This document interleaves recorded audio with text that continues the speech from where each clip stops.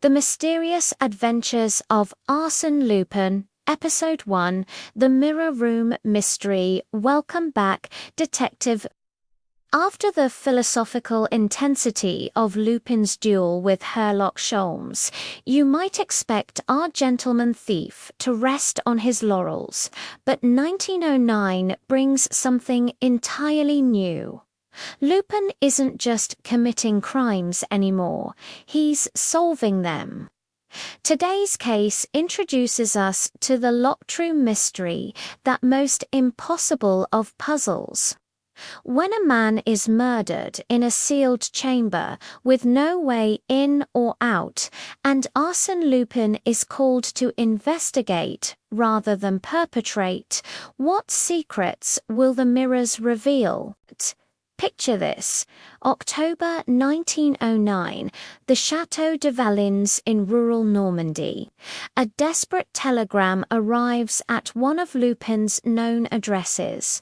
Monsieur Lupin, impossible murder committed in my home. Police baffled. Brother dead in locked room. You're my last hope. Will pay any price for truth. Please come immediately. Comte de Vélines, think about this unusual request. My apprentice. Why would an aristocrat seek help from France's most notorious thief to solve a murder? What makes this case require criminal expertise rather than police procedure? I accompany Lupin to the chateau. Yes, he's invited me along as his Watson for this investigation.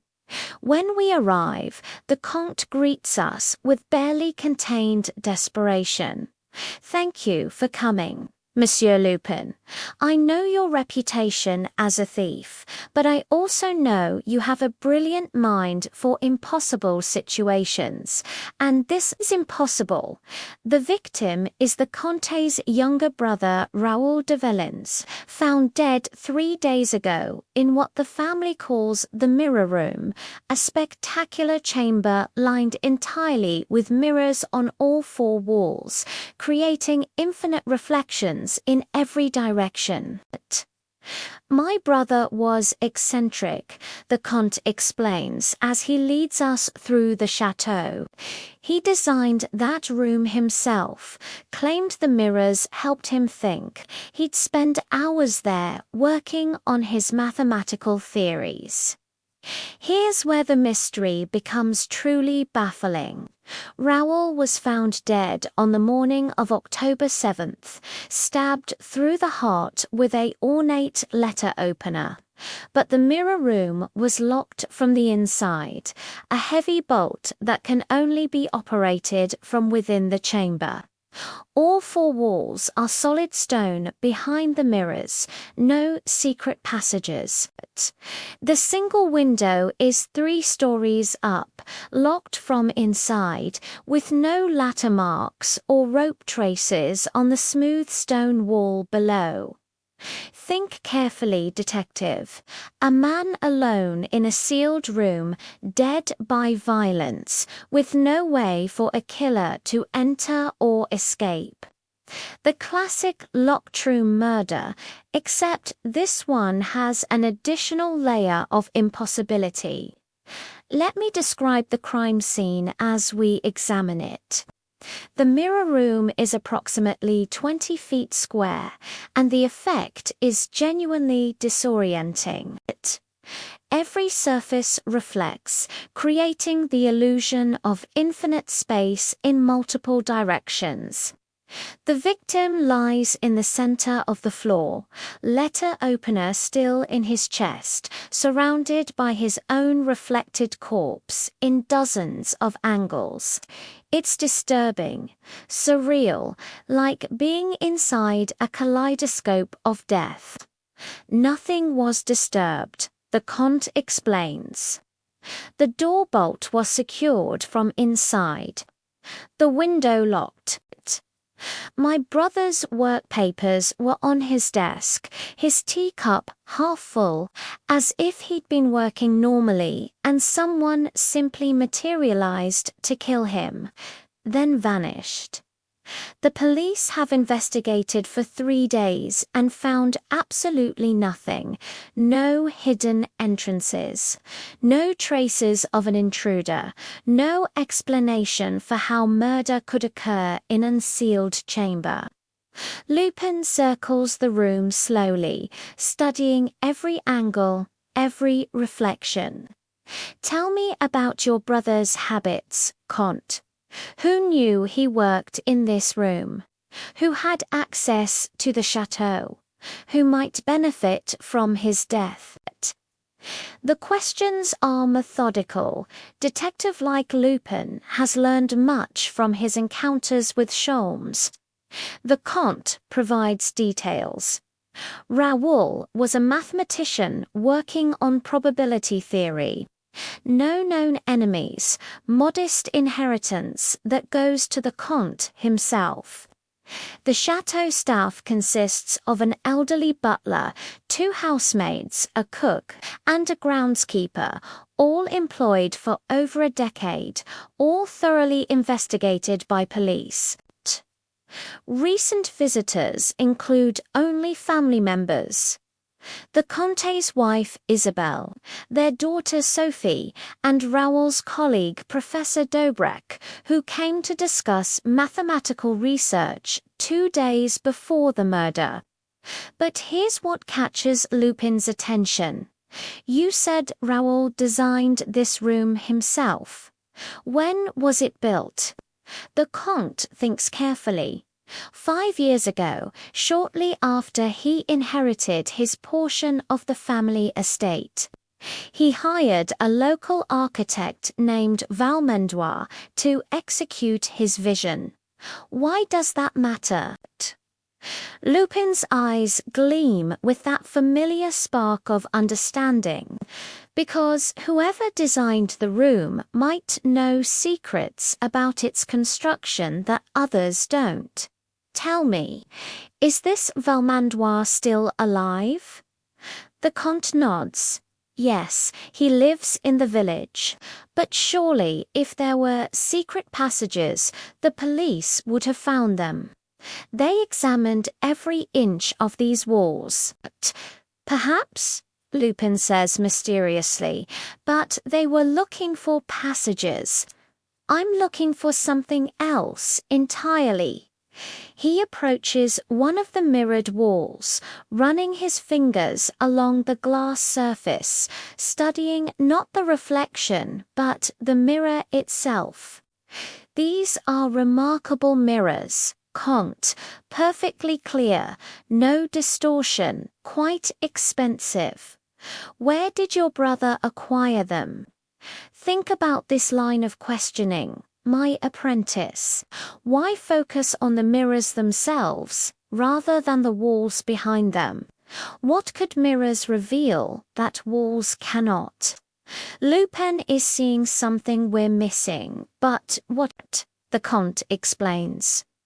Valmendois handled all the details.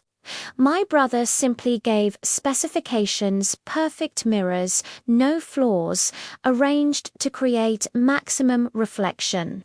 He was obsessed with symmetry and infinity, said the reflections helped him visualize mathematical concepts. Lupin nods slowly. I need to speak with this Valmendois immediately, and I need everyone who was in the chateau the day of the murder to gather in the main hall in 1 hour. We visit the architect in his village cottage. Valmendois is an elderly man, nervous about being questioned by the famous Arsène Lupin. I built the mirror room exactly to specifications, he insists. Solid stone walls, single door, 1 window. No secret passages, no hidden compartments. I swear it. But Lupin asks a different question. The mirrors, where did you source them? From a specialized craftsman in Paris, Valmendois admits, Monsieur Raoul wanted perfection. These weren't ordinary mirrors. They're two-way glass, designed for theatrical use. You can see through them from behind if the lighting is correct. He pauses, then adds, "But that's irrelevant here. The walls behind are solid stone. Even if someone could see into the room, they couldn't reach through stone to commit murder." But Lupin's smile suggests he's found the crucial piece, not through stone, Monsieur Valmondois, but perhaps through carefully planned openings that appear to be solid walls.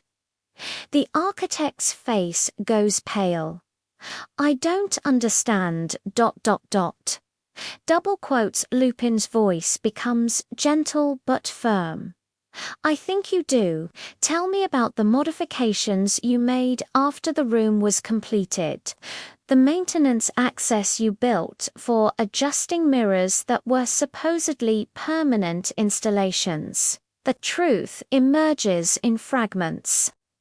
5 years ago, Valmondois built the mirror room with a secret feature. One mirror panel isn't backed by solid stone, but by a narrow crawl space accessible from an adjacent storage room. The space is only 18 inches wide, enough for someone to crouch behind the mirror and observe the room without being seen. Originally designed to allow maintenance access for the expensive mirrors, it became something more sinister. But murder through that space is still impossible. Valmondois protests. The opening is tiny, and it's behind the mirror. How could anyone reach through to stab someone in the center of the room? Lupin's response is chilling. They didn't reach through. They convinced Raoul to come close to the mirror and turn his back to it. Back at the chateau, Lupin gathers everyone in the main hall as promised. "I know how Raoul de Vélines was murdered in his locked room," he announces. "The killer used the two-way mirror to observe him, waited until he was positioned correctly, then struck through a narrow opening hidden behind the mirror glass. But executing this required specific knowledge and opportunity. Only one person fits all criteria." He turns to face the Comte's daughter. "Sophie, Mademoiselle, you discovered the secret crawl space years ago, didn't you?" "Found it while exploring the chateau as a child." Sophie's composure cracks slightly. I don't know what you're talking about, ... double quotes, but Lupin continues relentlessly. "Your uncle. Raoul discovered you'd been spying on his mathematical work, planning to steal his revolutionary probability formula and publish it under your own name. He confronted you about it the evening before his death. You panicked. The evidence cascades. Sophie had studied mathematics herself, understood the value of Raoul's unpublished work. She'd been secretly documenting his formulas for months using the hidden observation space. When he discovered her theft and threatened to expose her academic fraud, she made a desperate decision. On October 7th, she hid in the crawl space, called out to Raoul to come close to the mirror to see something interesting, and when he turned his back to examine the mirror surface, she struck through a carefully prepared opening, stabbing him with his own letter opener that she'd stolen the day before. The locked room wasn't locked at all, Lupin explains. Not from Sophie's perspective. She entered through the storage room, committed murder through the mirror, then retreated back through the crawl space, sealing it behind her. From inside the mirror room, everything appeared sealed. But from the hidden space behind the mirrors, she had perfect access. Sophie breaks down, confessing everything through sobs. "I didn't mean to kill him. I just wanted the formula. My academic career depended on publishing something revolutionary. But he was going to destroy me, ruin my reputation. I panicked. In that moment, behind the mirror, seeing him through the glass, he didn't even seem real. Just another reflection, another image in endless mirrors." Think about her words, "my apprentice." The mirrors that were meant to help Raoul visualize infinity became the weapon that made his murder possible. The very architecture designed for mathematical enlightenment enabled tragic violence. There's a dark poetry in that, isn't there? The Comte is devastated. "My own daughter murdered my brother for academic ambition." Lupin's response is unexpectedly compassionate. "People commit murder for many reasons, Comte. Some kill for money, some for passion, some for pride. Your daughter killed for recognition, for fear of failure. It doesn't excuse the crime, but perhaps it explains it. She's not a monster, she's someone who made a terrible choice when cornered." The police arrest Sophie, and the case of the impossible locked room is solved. But Lupin's work isn't quite finished. He spends an afternoon examining Raoul's mathematical papers and makes a stunning discovery: the probability formula. Sophie Killed 4 is actually incomplete, containing a fundamental error that would have been caught by any serious peer review. She destroyed her life and her uncle's for work that was ultimately flawed. That's the real tragedy, Lupin tells me as we depart the chateau. She didn't just murder for academic glory, she murdered for glory based on stolen work that wasn't even correct.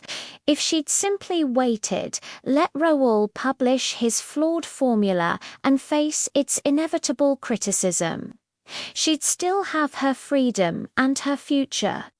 Instead, her impatience and pride destroyed everything.